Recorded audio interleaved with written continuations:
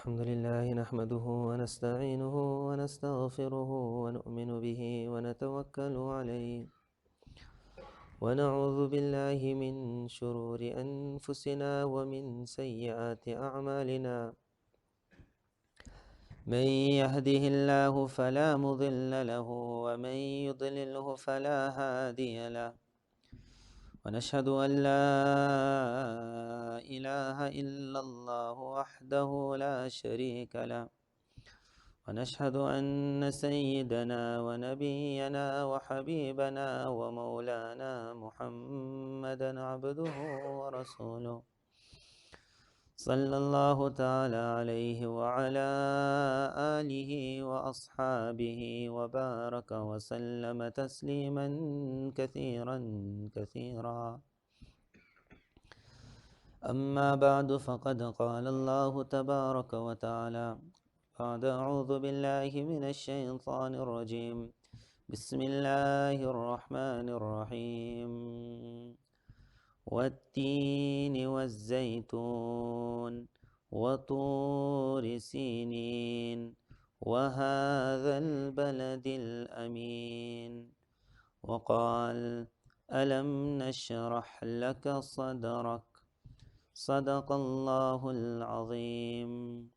اللهم لك الحمد كما أنت أهله فصل وسلم على سيدنا محمد كما أنت أهله وافعل بنا كما أنت أهله فإنك أهل التقوى وأهل المغفرة.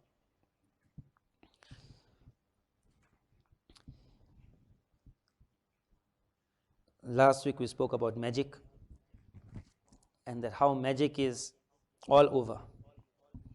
And why that was mentioned is because normally you will find a person that if something happens in his business and someone says, I'll make jadoo on you, that's the only time he gets scared, as though there was no other magic besides that. And the only time the last two surahs, which were like the most important of Quran, matters to a person is when he knows that someone is making jadoo.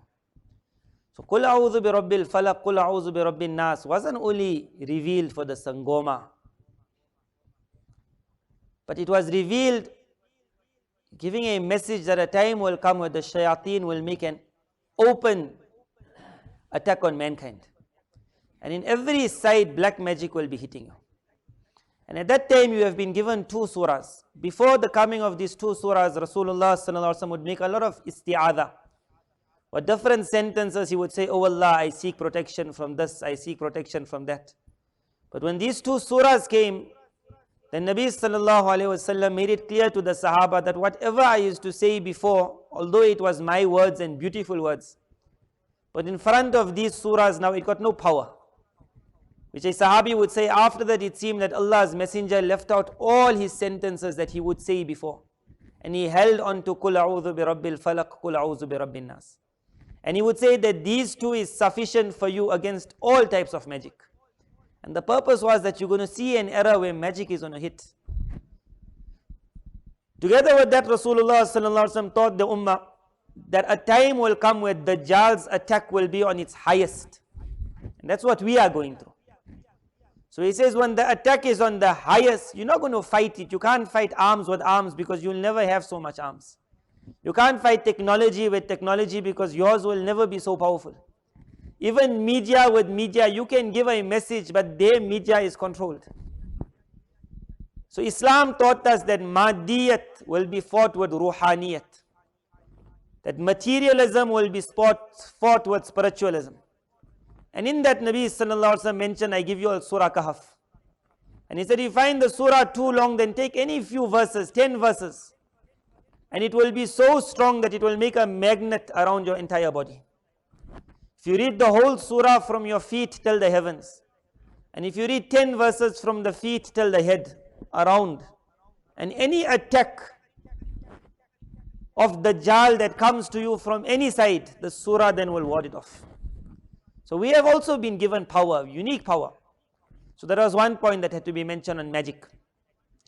Then we spoke about Masjid Aqsa and we ended on there. So some people got a little confused when I mentioned that at the place where the rock is, that Allah Tabarak Ta'ala sent there to hold that force that is falling on Aqsa and thereafter spreading. So a lot of times you would have seen posters coming out, what is Masjid Aqsa? So you will remember in the past, there would be like a green poster which would show you the dome of the rock. And they would say Masjid Aqsa is in danger. And then a time came when new posters came out which said that that's actually not Masjid Aqsa. Masjid Aqsa is something else. And you are trying to be baffled. And then they would put the front part. So in the ending what happened, nobody really knows what became Masjid Aqsa. So what is Masjid Aqsa? Masjid Aqsa is the entire walled area. In the center of Masjid Aqsa lies what we will call the dome, and under it is the rock. That is the center of Masjid Aqsa. And if you have gone to Masjid Aqsa, you will know right in the front there is one roofed area which we will say the Masjid of Masjid Aqsa, where people will perform their salah there and they'll say you outside the masjid now, you in the back. So this is just called a roofed area and an unroofed area. The roofed area became known as the Umayyad Masjid, or by different names. Nowadays it's called the Masjid of Masjid Aqsa.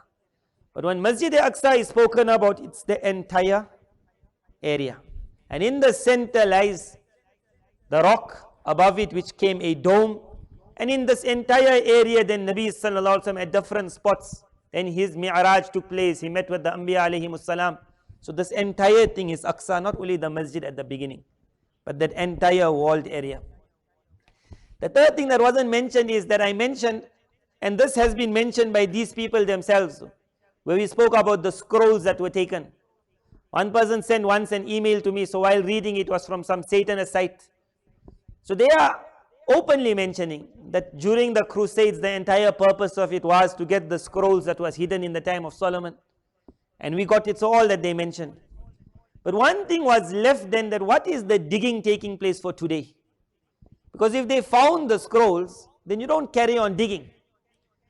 So normally it's mentioned in the world that they are digging under Aqsa, and because no one knows why, so you have to give some ideas.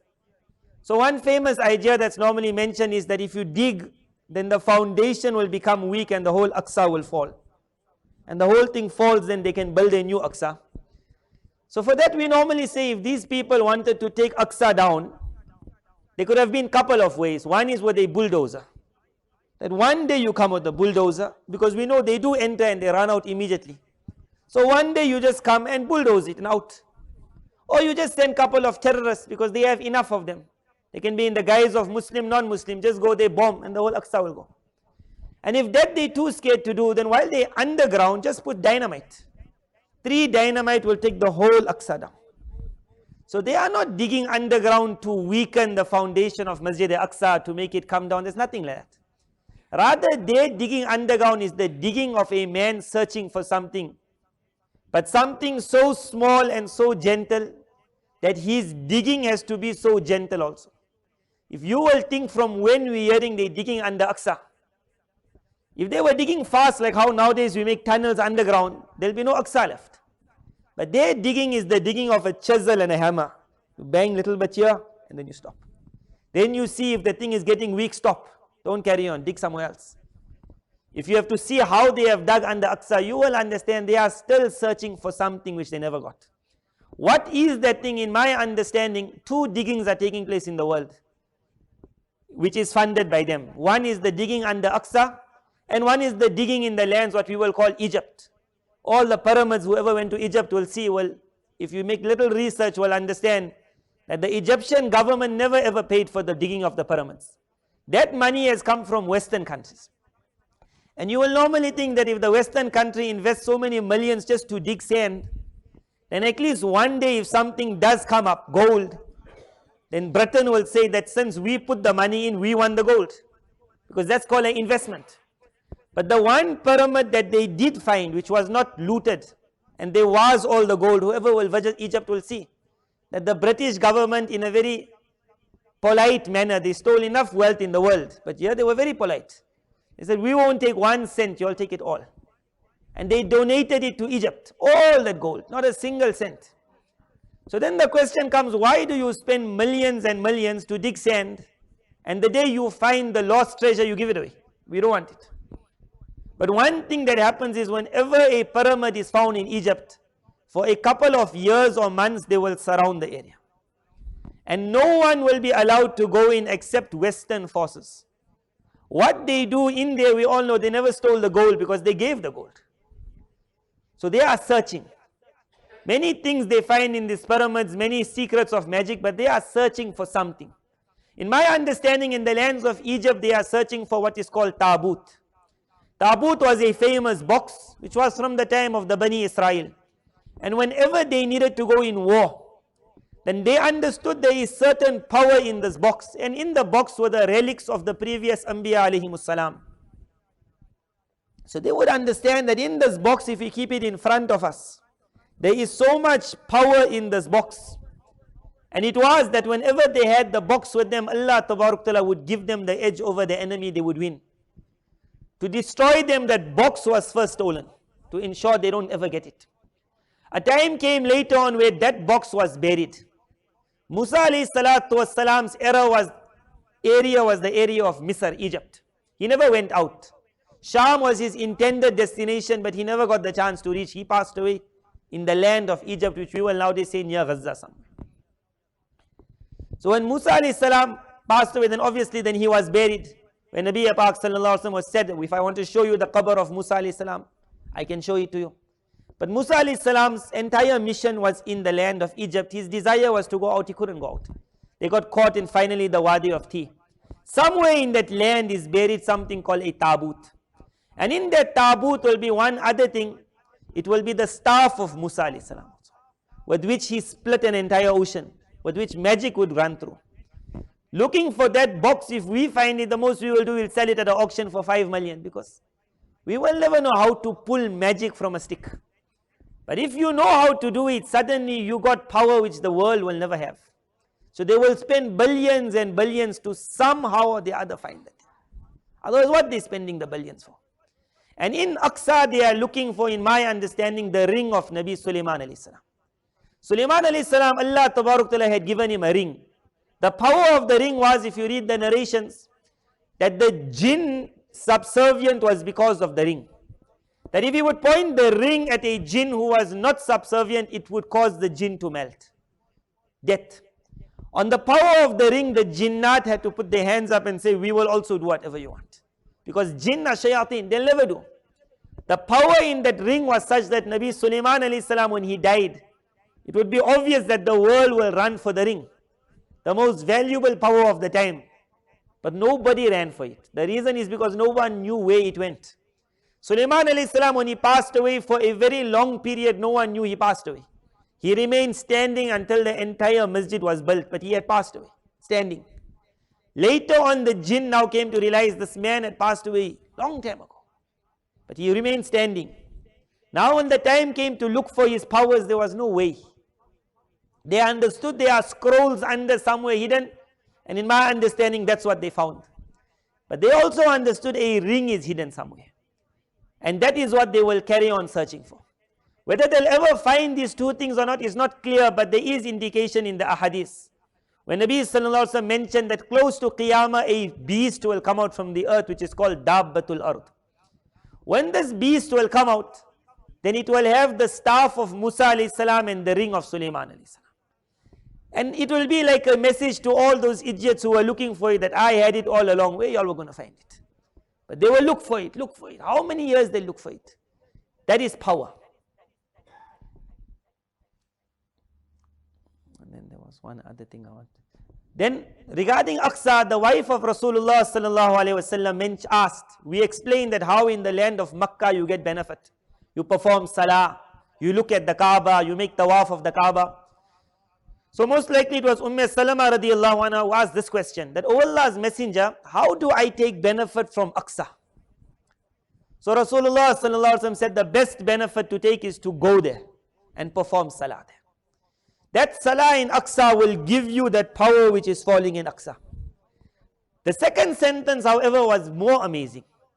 And then he said to his wife, if you can't go to Aqsa, then send oil, zayt. Zayt means olive oil, but it refers to all oil, which we will nowadays say send money. But look at the sentence he said, and the manner he said it, and the place he said it. Masjid Aqsa is famous, whoever went, that this is a Mubarak land. And it was famous in its barakat. One is for the olive oils. That the olives in the area of Aqsa, the whole world knew. But in Medina, Makkah, that is not a land where olives are growing. That is a land where dates are growing. So you won't tell a man in Medina Munawwara that if you can't go to Aqsa, why don't you send olive oil? He will say that got enough. The second thing is Aqsa was the place of government, kingdom. Nabi Sallallahu Alaihi Wasallam himself said, Hukumat will be in Aqsa. Wherever the king is, the money is. And Makkah was meant to be a land far away, reserved for ibadah, a simple area, not for a king. So Makkah, Medina was never meant to be a rich land, a smart land, lot of money. And Aqsa was meant to be the king's palace. So normally you would have said that, you know what, Aqsa will have enough money. Rather tell the people of Aqsa to send money to the land of Makkah. Because Makkah hasn't got the money. But Nabi Pak Sallallahu Alaihi Wasallam showed that a time will come that Aqsa will be surrounded with wealth, with olives, with olive oil, with everything, but not a single amount will be allowed in Aqsa. At that time, if you are far away in a land which doesn't even have olives, you will have that olive to send it to Aqsa, because those people won't be able to get. So that is the brilliance of the ahadith. That everything was explained, what times will come, and that is what we are finding today. We mentioned those two tajalliyat, falling on the land of Aqsa, falling on the land of Makkah. We said the difference between the two was 40 years. Thereafter life carried on and the world benefited from these two to such an extent that Aqsa was a land which was the Qibla of the world also. People would face Aqsa like how we face Qibla, Makkah Mukarramah. It was the two powers in the world, and that was the power. When Rasulullah Sallallahu Alaihi Wasallam now came, and he was like now the peak of excellence of the entire deen. And it was clear in his sayings that in his era, Allah Tabarak Ta'ala is going to make the peak of evil also come out, which we will call Dajjal. It never happened in the past, because there was never ever now the final, what we will call finals. The soccer match has reached its final now. In the final, it's the two best teams that will have to compete. So evil was given its most power, and good was given its most power. And now it was told benefit. So to make the power of good unique, Allah Tabarak Ta'ala started a third, what we will call tajalli. A third waterfall opened up now, which was never opened up before. And this was the waterfall that would fall directly. See, if you go to Madina Munawwara, and everyone goes, even no matter how many times the Salafi will tell your wives that don't come make salam, your wife will still go. And if the Salafi man tells you that the hadith is clear, only go to 3 masjids, go to Riyadul Jannah, perform 2 rakat salah, don't have to make salam from home. No matter how many times they say it, the crowd will only get bigger. They can't carry on saying it, they are now getting tired. Now they are saying, okay, just say the salam and carry on. Because who won't make salam? But if you ask a person, when you go to Madina Munawwara, why are you going? No one in his right mind will ever tell you, I go to Madina Munawwara to perform 2 rakats in the Riyadul Jannah. He'll never say that. He will always say, I'm going to give my salams to my Nabi. Then you ask him, can't you send your salams from here? Because it is clear in the ahadith that the angel will take it directly. Rasulullah SAW will hear it. He will reply to it. It will come back to you. So why are you now going? So then he will say, I want to stand in front of my Nabi. That I can't. That standing in front of your Nabi, the only reason you say it is because you know yourself. When you stand in front of your Nabi, there is a certain feeling you get which you don't get when you're far away. And that is why you will make the long journey. Today's journey is a 6-hour journey. But in the past, from Makkah Mukarramah to Madina Munawwara was no 6 hours. It was a life-threatening journey. The road was such that every caravan would definitely get looted. Then the question was whether you will get killed or not. In the time of Haji Imdadullah Rahimullah, one of his muta'alliqeen came, his murids. Now they said, we are going to Madina Munawwara. He said, at the moment the roads are so dangerous, you rather don't go. So he said, Hazrat, I am going. He said, what if you get killed? He said, if I get killed, in the journey to see my beloved, then Mubarak, what a death. But how can I go back home without going? You can understand what the journey was. It was not like today. But people made that journey because they knew when I stand here, something is going to happen which is not even happening in front of the Baytullah. Now what is that? When Allah Ta'ala started the waterfall on Baytullah, it was a stone. And when the waterfall started on Aqsa, it was also a stone. The reason of a stone being there is because man can never manage that waterfall directly. If it had to fall on man directly, man would burst. But when it came now to the last, Allah Ta'ala, instead of a stone, He wanted the third waterfall to fall on the heart of Rasulullah Sallallahu Alaihi Wasallam. Now for a heart to hold that waterfall is nothing that we can ever understand. Because the heart is earth made. It is not a stone of Jannah. So that heart would normally burst with that waterfall. But to show the world the strength of this heart, Allah Ta'ala first gave the experience what we call Mi'raj. That Rasulullah Sallallahu Alaihi Wasallam with the heart of this world was taken out. And he went beyond the heavens. Beyond, which comes in the books of history. That a time came where even Jibreel alayhi salam, who is a creation of the outside, he also was forced to say that, O Allah's messenger, I have also reached my limit. That if I now go forward, I will also burn. And thereafter it was only the Rasul of Allah moving. Now what was the strength of that heart that even Jibreel alayhi salam said it would have caused my meltdown? But that heart became so strong. On that heart, Allah Ta'ala sent down many waterfalls. And whatever waterfall hit now, that became the Nabi. There was a waterfall of knowledge that was hit at the time of Mi'raj and before Mi'raj, after Mi'raj. Through Quran, Wahi and through other means. For which reason Rasulullah Sallallahu Alaihi Wasallam would then say that I have been given the keys of knowledge of the entire universe. The keys. That I have been given the knowledge of the beginning of creation till the end of creation. He never claimed to be the knowledge of Allah because Allah is Allah and there is no like. But in regarding to creation, whatever knowledge was there, the keys were put in through that waterfall. The effect of that waterfall was such that the Nabi of Allah was obviously going to be now what we will call an ocean of knowledge. But if any Sahabi would come in front of him at the right time, and Nabi Pak Sallallahu Alaihi Wasallam would take him and hug him. He could be a young boy and he would say, Oh Allah, teach him. And the eye would hit and the heart would touch. And suddenly 5 years, 10 years, 15 years later, this young boy becomes Abdullah bin Abbas. And anyone who comes to him and asks any question regarding maths, geography, history, they say whoever came in his majlis and asked any question, found that this man had the answer. But we will be amazed that Google can answer everything. To have a man who can tell you everything, how he learned it? If you say he learned it from books, then we say the man who wrote that book knew more than him. But it was not in books. He was giving such answers that left the world of ulama and the world of non-ulama astounded. How he had it is because he drank after that waterfall of knowledge was falling.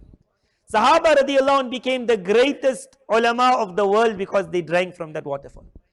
The waterfall that fell was a waterfall of akhlaq and character. Rasulullah sallallahu alaihi wasallam then became that innaka la'ala khuluqil azim. You are on the highest character. The people he was sent to were people who would kill their own daughters. A man who is ready to kill his own daughter, you don't ever call the man, hey, you got good akhlaq. Your character is unique. You call the man, you a devil. You are a barbarian. Try and work on not a devil, not a barbarian, just a husband who's cheeky with his wife.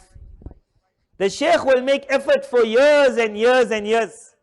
The murid in front of the sheikh will be timid, but in front of the wife he will still be a lion. A normal man to change him will take years and years. How did he change the entire lands of the Arabs? 124,000 Sahaba, suddenly men who were barbarians, suddenly are being sent in the world and they are men of the highest levels of character. What was it? As that waterfall of character fell on him, as his eye would go around his Sahaba, it would hit and people's character were made. Why they would get that feeling? A Sahabi would come and say, Oh Allah's messenger, I want to drink. A Sahabi came and said, Oh Allah's messenger, I can't leave adultery. Like how you'll get youngsters today saying, That pawn, I just can't leave it. No matter how much advice we will give them, you can't get them out of it. But Rasulullah sallallahu alaihi wasallam just put his hand on the young boy. He asked one simple question, that you know that girl in the ending is someone's sister, someone's daughter. It was one touch, and that waterfall which was falling on him of chastity just hit. And that Sahabi says, after that, the thought also of adultery never came to me. Gone. He was knocked with one splash of waterfall.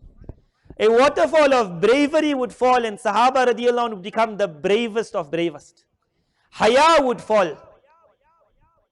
And Usman radiallahu anhu, then he's making so much of modesty that even Rasulullah sallallahu alaihi wasallam says the angels are now modest of Usman.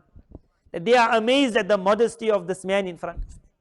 As it would fall of awe, Abdullah bin Mas'ud radiallahu anhu's wife says that we all love the Rasul of Allah. But there was a certain air of awe over him, which Rasulullah sallallahu alaihi wasallam said, Allah sent on me a waterfall of awe. That because of which the people far away will have my fear in their hearts, enemy. That awe splash hit Umar radiallahu anhu. Umar radiallahu anhu became a man of such awe that Rasulullah sallallahu alaihi wasallam himself smiles and says, you know, when I saw Shaitan walking in one direction, you were walking. And then Shaitan looked at you and he crossed over and he carried on. What was that? That even the shayateen started trembling in front of Umar. But what made Sahaba Sahaba?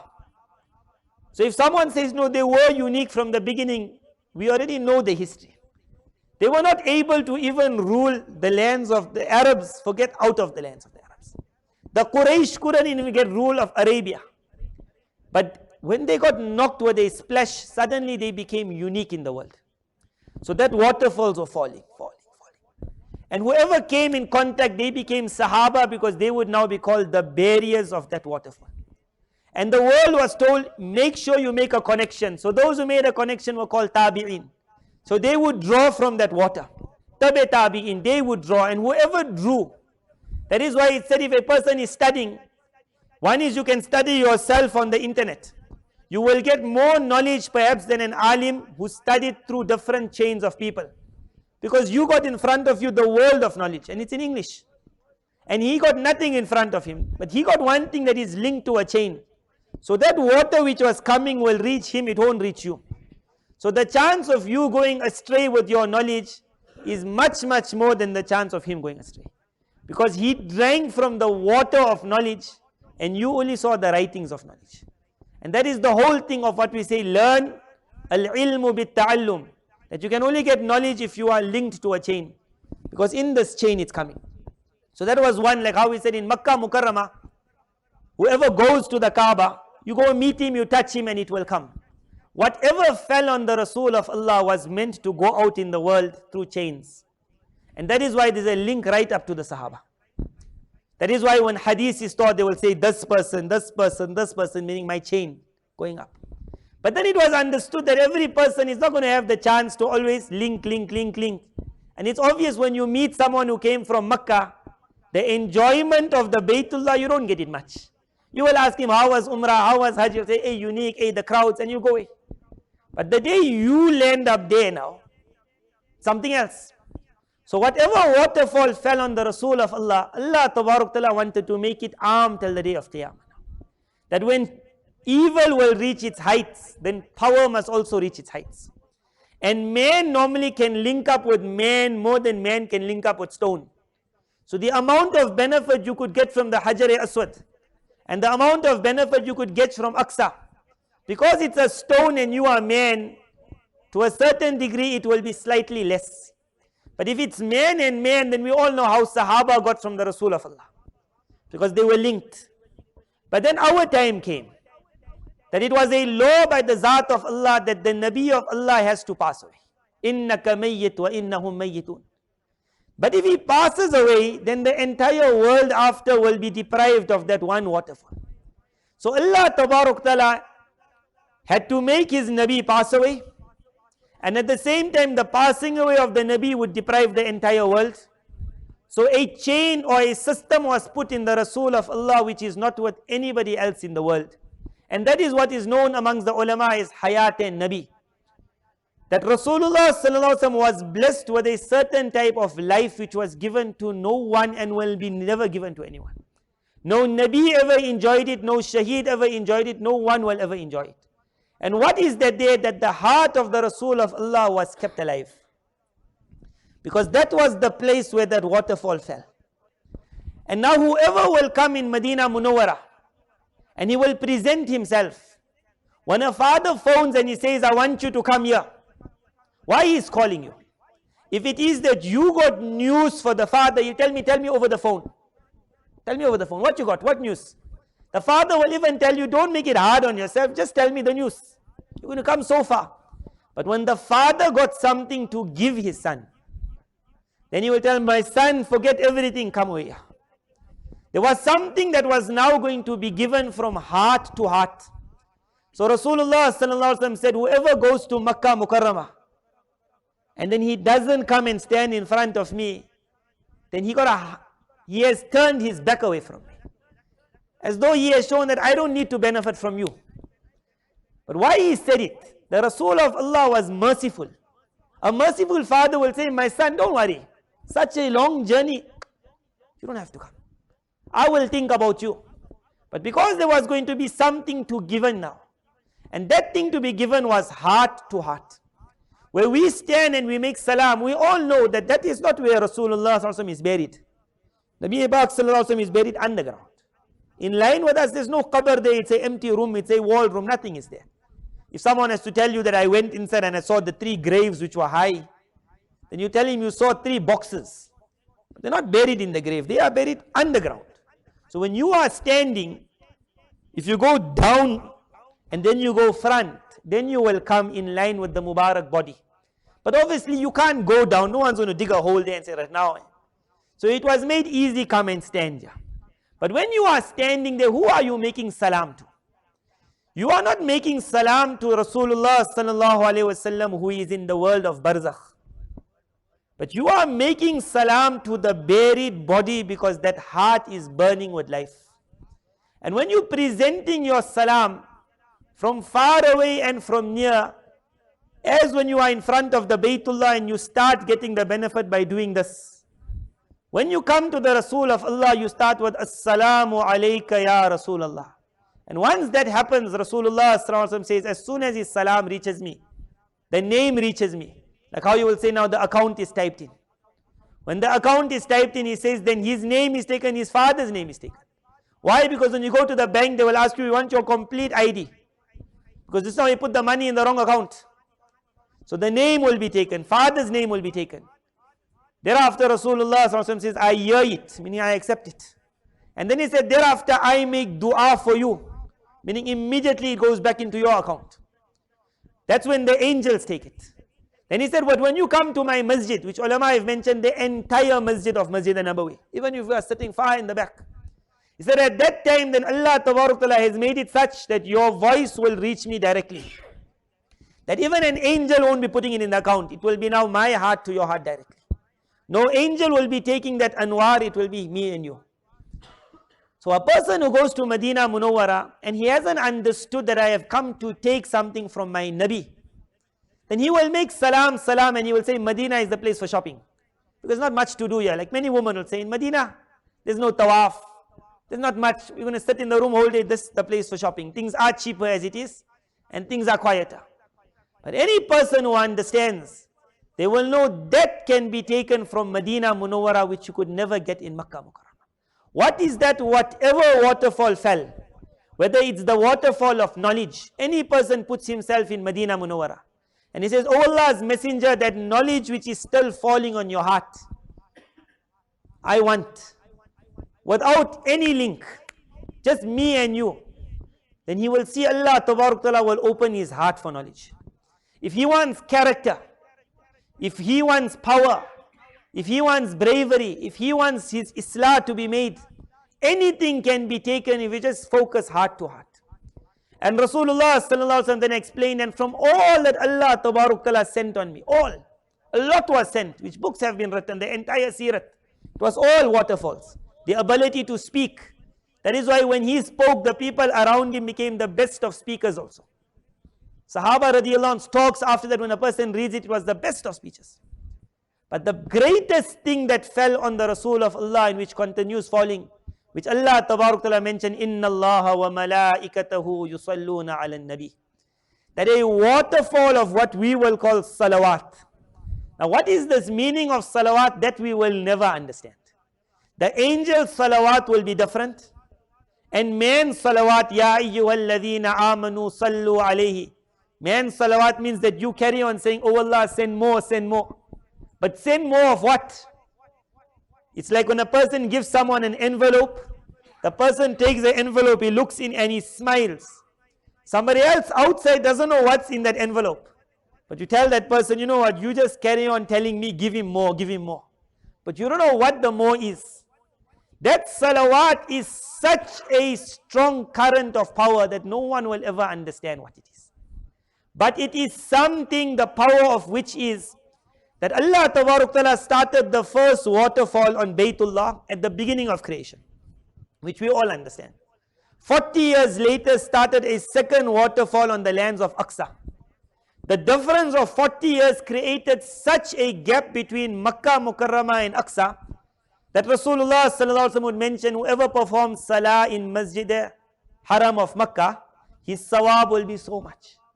And whoever performs Salah in Aqsa, he will get so much. The difference of 40 years would create this gap. 40 years. That Aqsa, no matter how great it would come, it would never match up to Kaaba. Because 40 years extra. The Rasul of Allah, however, when he came, there was Adam alayhi salam, there was Shis alayhi salam, there was Nuh alayhi salam, there was time after time after time after time.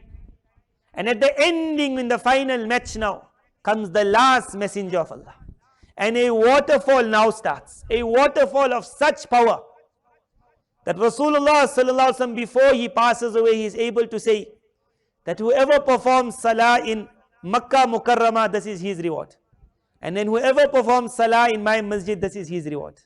And Aqsa will be here. In that duration of his life, he was able to bring his power up to the level where he now just brought it under the Baytullah.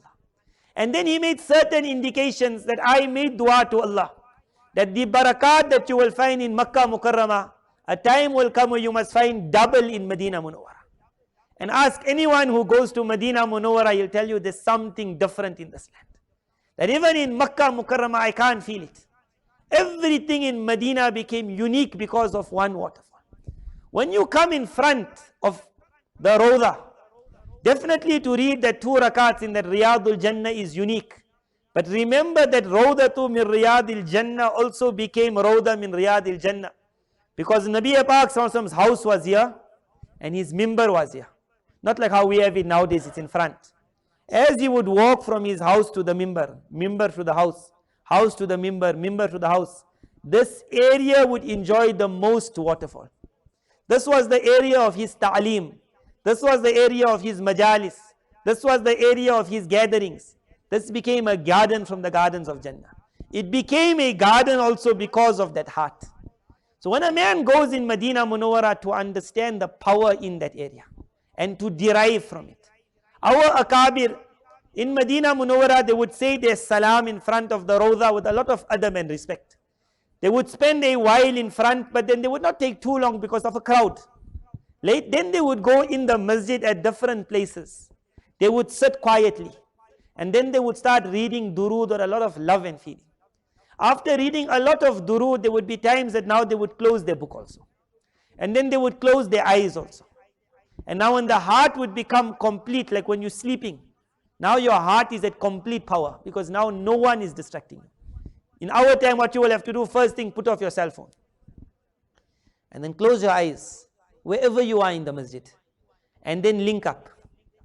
And in that link, you will see such power coming into your body which the world can never give. Hazrat Shaykhul Hadith, Maulana Zakaria Rahimullah, to explain this point, he says just before him, not very long ago, there was a great wali of Allah by the name of Shaykh Abdul Aziz Dabbagh. So as a Shaykh quotes him and his books are famous, and he was a wali of a different kind. That he was blessed with ziyarah of Rasulullah Sallallahu Alaihi Wasallam on many occasions. Because of which certain ulama wanted to ask him certain questions. Because they knew the man is not an alim but is answering unique.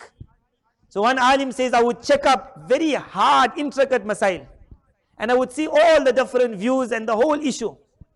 And then I would come and ask him the question, and he would give me the answer which in the ending I understood to be the right answer of the whole thing. And I would ask him that, did you study this? He would say, no, it just came in my heart. Like that. A time came when he asked him one question, then he said, you know what, this question is hard. So come back after a couple of days. Every time he's coming, he's saying, I still. So the man now thought I caught him. And then he told the man that for the last 7 nights, Rasulullah was coming in my dream and giving me the answer. But it was such a complex matter that I needed 7 nights of explanation. And now whatever I understood, let me tell it to you. So you can understand the caliber of this man. So in one majlis, what he said is, he told someone that between every ummati's heart and the heart of Rasulullah sallallahu alaihi wasallam, I am able to see that line moving. A connection, a link. That is why we are living here with Iman. And that is why Rasulullah sallallahu alaihi wasallam said, you want to make the link stronger, then say sallallahu alaihi wasallam.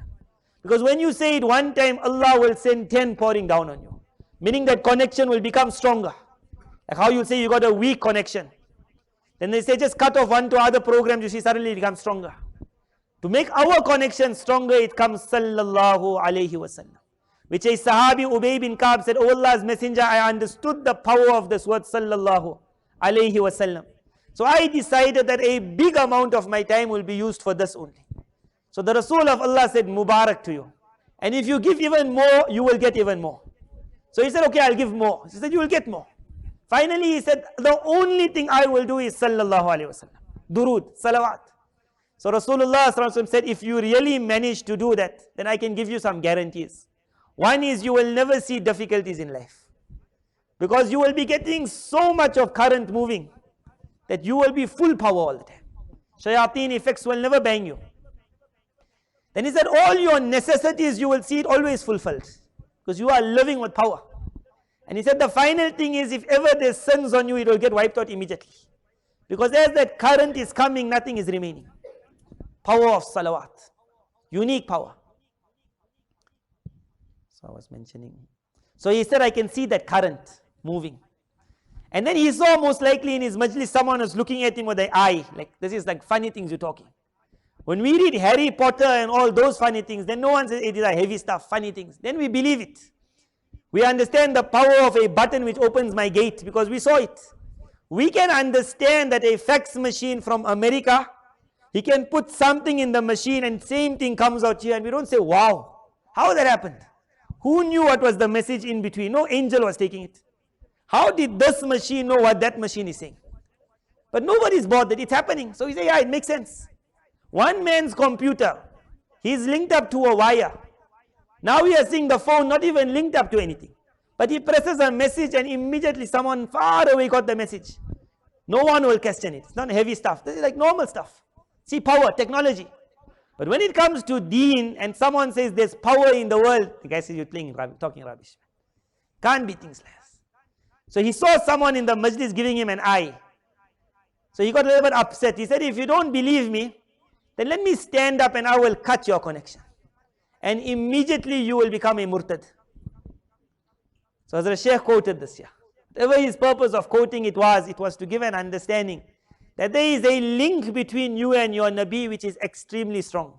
Because of which, on the day of Qiyamah, we all know, all of us, we haven't done what the people of the previous Ummams did.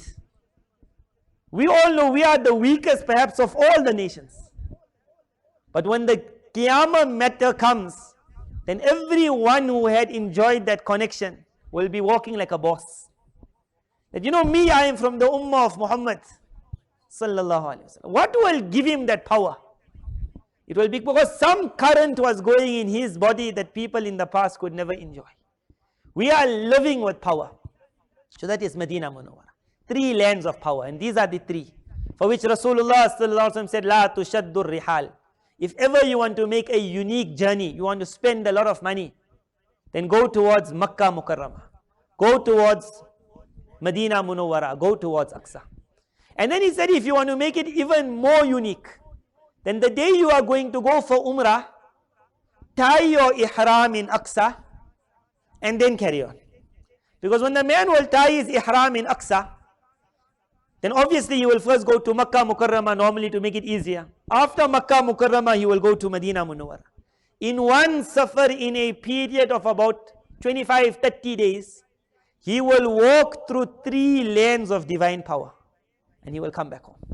And the hadith said the man who does that, he will return home as though his mother had just given birth to him. So you understand why, because where he walked through, unique 3 lanes. So those were the 3. But then we mentioned also we have to speak about Gaza, because Gaza also got a unique spot in today's history. So these were 3 lands. There was no 4th land now. These were 3 lands. But when Rasulullah spoke about the power of Dajjal and where Dajjal will never enter, he said about 4 places. So he said Makkah Mukarramah, Madina Munawwara, Aqsa, which we understood because they're getting divine power.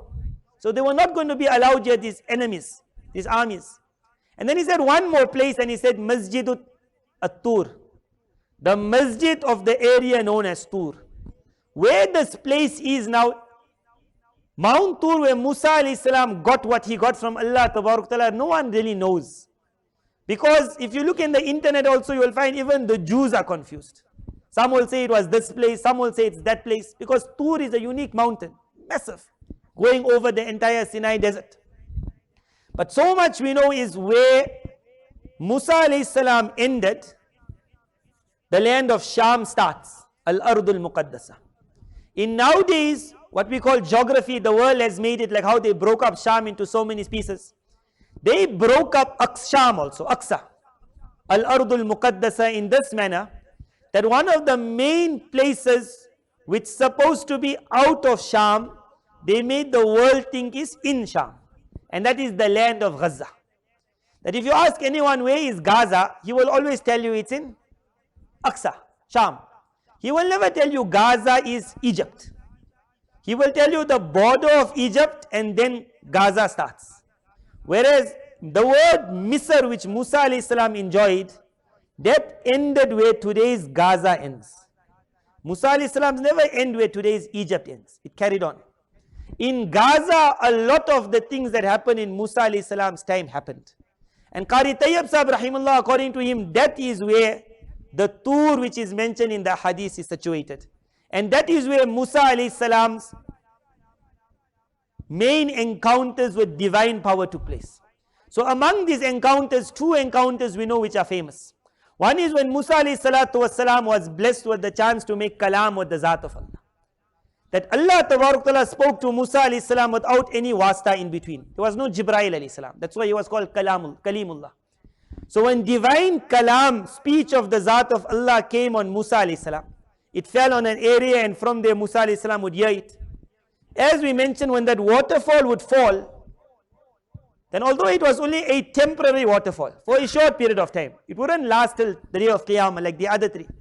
But as it fell speech, it hit Musa alayhi salam and it made Musa alayhi salam a unique speaker. Whoever studies Quran will see Musa alayhi salam complain to the Zat of Allah that I can't talk. Let my brother Harun alayhi salam be a Nabi. He is very, very eloquent. But after he became a Nabi and he started talking, you will never see Harun alayhi salam talking in front of him. He became so eloquent in his speech, which Quran will show what Musa alayhi salam said, how he said, what he said. But as that waterfall of speech hit him, it hit the entire area also of Misr. That is why we are now living hundreds and hundreds and hundreds of years after Musa alayhi salam.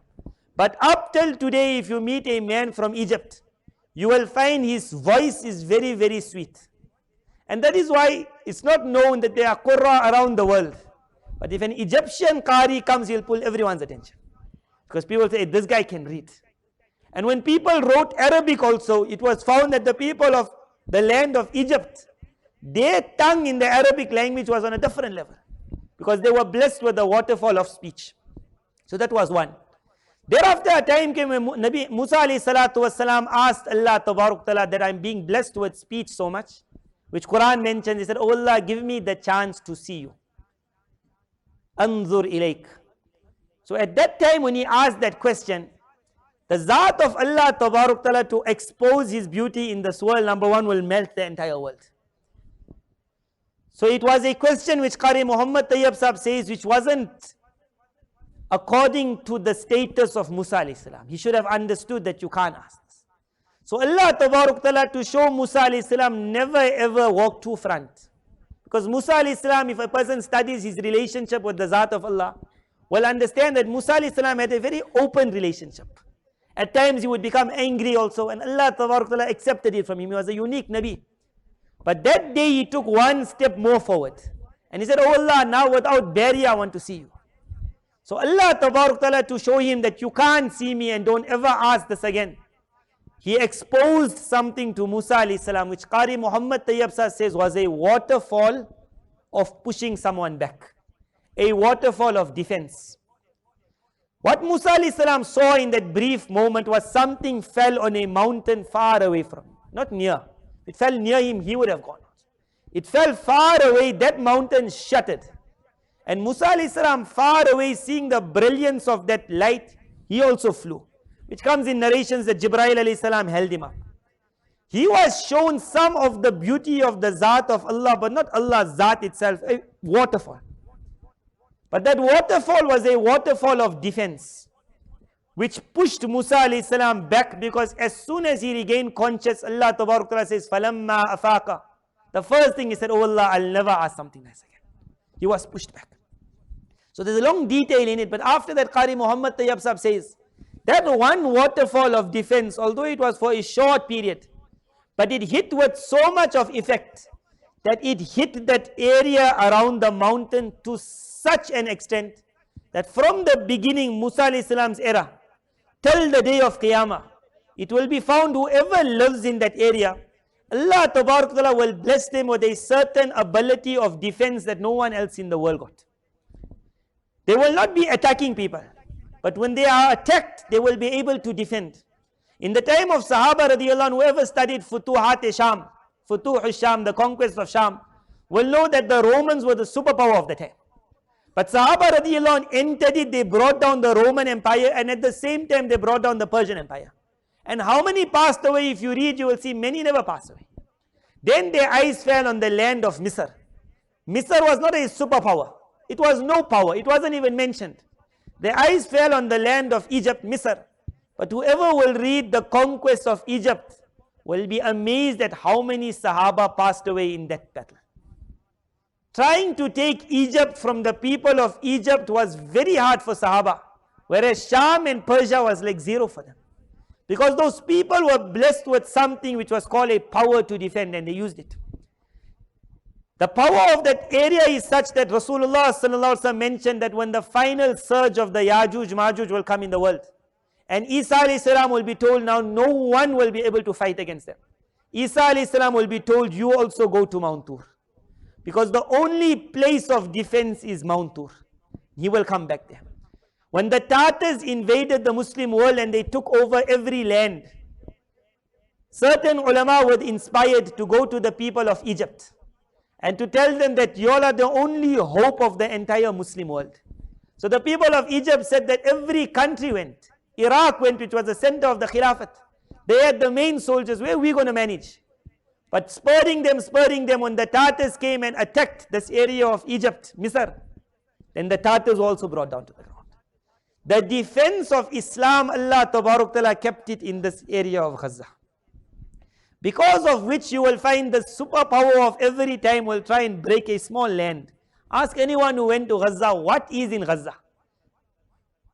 At least Aqsa, you might say that they are scared of the Arab world. But anyone scared of Gaza? What is in Gaza that makes them so mighty that every time they chance, they run back again? America will step in when they realize that these people are getting such a hiding. Then America will say, you know what, truce now. Another 5 years, they'll give them chance to prepare. They'll bring all the boys together. They will say, what went wrong?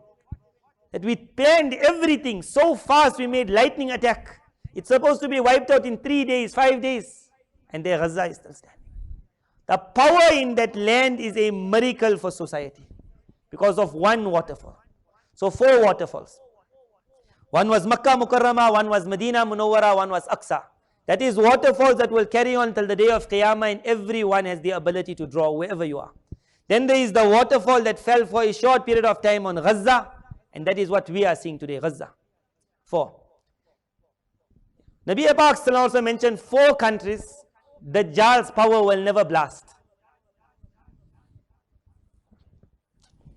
4 countries. So on this year previously I mentioned, and now I will mention it a second time. In those 4 countries that he said he will never blast, he won't enter, he will not manage to get ghalba over it, power. Every other country they will enter, they will take government and then they will fight, carry on. But these 4, every time they will enter, they will run out. But if you look at history from the time of when the Khilafat was destroyed until now, you will find that there's always been a 5th country. That 5th country always managed to show the world that the hadith was wrong. That actually it's 5 countries. 5 countries the Dajjal never comes. One was Makkah, one was Madina, one was Aqsa, one was Gaza, and the last one will be Iran. That Iran has shown the world that we will speak about Britain, we will speak about America. We will show the world that we control the media, press TV. You can close down any media station in the world, ours you can't close down. You can put sanctions on Iran, but you will still have things in Iran are very cheap. You can tell the Jews of the world that watch out for Iran, but you ask the Jews of Iran, hey, watch out for Iran, they say we're very happy in Iran. Iran is a lie in the light of the ahadith. That Iran, if it shows the world that, evil never entered us, that's the biggest lie. Iran is the basis of evil. To explain that, Rasulullah also mentioned, number 1, that 4 countries, the army of Dajjal will never. If you find a 5th, that it is standing out against all the enemies of Islam, brave and bold, for years and years, then you must know the only reason they're standing out is because the big boss is saying leave Iran as a superpower. Because as long as Iran is a superpower, he serves the same purpose of what Constantine served for the Christian world. That he was a Persian, a fire worshipper, and he changed the whole Christianity just because he was powerful. So people said, you powerful, whatever you say goes. Iran, the world knows that you cannot call majority of them who hold that belief Muslim. If a Shia comes in front of you and you says, what am I will say, I can't call you kafir, because I don't know what you believe. My friend, you also don't know what you believe, because you believe in taqiyya. Taqiyya means lies. So if you believe in lies, how do you know the Maulana taught you the truth or he taught you a lie? Every sentence that is told to you, you don't know, he doesn't know, no one knows. Because the whole thing is lies. The beginning of a book, if you see there, what you call fiction and non-fiction. So the one that is fiction means not true. So if they write their fiction, they're telling you don't believe it. The entire creed of the Shia starts with taqiyya. Taqiyya means lies. After they start with the word lies means don't believe anything. So the man, you'll tell him, I don't know what you are, you yourself don't know what you are. But I can tell you one thing, a man who doesn't believe in Quran, or a man who does not believe in Abu Bakr radiallahu, or a man who does not accept Aisha radiallahu is pure, that man is not a Muslim. Forget not being a Muslim, he is worse than the Jew. Because of that, Allah Tabarak Ta'ala made it clear that the Jew's place is there. Innal munafiqeen fi darkil asfali minan nar. But the man acting like a believer and worse than the disbeliever will be lower than the disbeliever in Jahannam. And that's his condition. Iran is a superpower of evil. That is all that it is. If you see, one friend told me that you must see Press TV. So that's when I learned of this Press TV. I think it's called Press TV. Isn't it? So this Press TV is a channel, an Iranian channel. And they'll tell you that you will see the true story. You can't see the truth from liars. The man who based his whole deen on lie, everything he'll put in his channel will be nothing but a lie also. Every newspaper article of it will be a lie. Every announcement that the king, the mayor, the president will make will be a lie. The whole thing is a lie. And if they say we love you also, love us, that's also a lie. Everything is a lie. But that channel, so I asked the person, how come America, they control the media? They haven't managed to close that channel down. So he told me, no, they closed it down, but then there was so much pressure from Iran that they had to open it. So I laughed. I said, the mind of man is so gullible that you're just looking for power, that's why. Because you find the Muslim world got no power, you want one power. So if it's Iran, you say, no problem, Allah's help will be with them. Even though they swear Aisha radiallahu anh, they swear Abu Bakr radiallahu anh, they swear Umar radiallahu anh, they don't believe in Quran, Allah's help will be with them, no why? Because who else is Allah helping? So that is the weakness of the mind, and because we see modern day technology and we eat from them. We have been given more than enough power. We don't have to fall for the tricks of Iran. The second thing of Iran mentioned in the ahadith is Rasulullah also mentioned, in Iran there will be a country known as Asfahan. So you can go look at it nowadays, Asfahan. He said in Asfahan there will be an area where there will be certain people who will wear certain cloaks, which is called the talis. And when Dajjal will come, where we will think, hey, Dajjal, you meet him, you tell him, you quickly go to Israel. Dajjal will say, what Israel? I'm going to Iran. Because Rasulullah said 70,000. The number 70,000, whoever understands Arabic will know it doesn't mean 70,000. The number 7 in Arabic means lot. And when you start putting 0, 0, 0, the more zeros, the more the lot becomes. That Iran will have those followers of Dajjal which will be in numbers you can't count. How they'll be there? And you might think they'll come one day, they are there. Why they are there? How they are being allowed to live there? So there's a lie in Iran. That now I think brings the end to what I wanted to mention. So may Allah Tabarak Ta'ala bless us. We got enough power. And all the evil around us is magic, is sihr, is dajjal. To such an extent, maybe I never make it very clear, but I'll say one thing which might shock you all. See your cell phone in your pocket. That cell phone is also modern day technology. And it's a very great help for everyone, no doubt about it. And the more modern it gets, the more helpful it becomes. But remember one thing, the more powerful it becomes, the more harmful it also becomes. One is what we call spiritually, definitely, that we all know. That it will knock your spiritual, that I'm not speaking about. I am speaking about the more harm it will cause to your physical body also. Which nowadays scientists will say this causing cancer, that one causing cancer, that one, everything causing cancer. You can't run away from it. Because they have put up towers, even if you don't keep the phone in your pocket, it's all over you.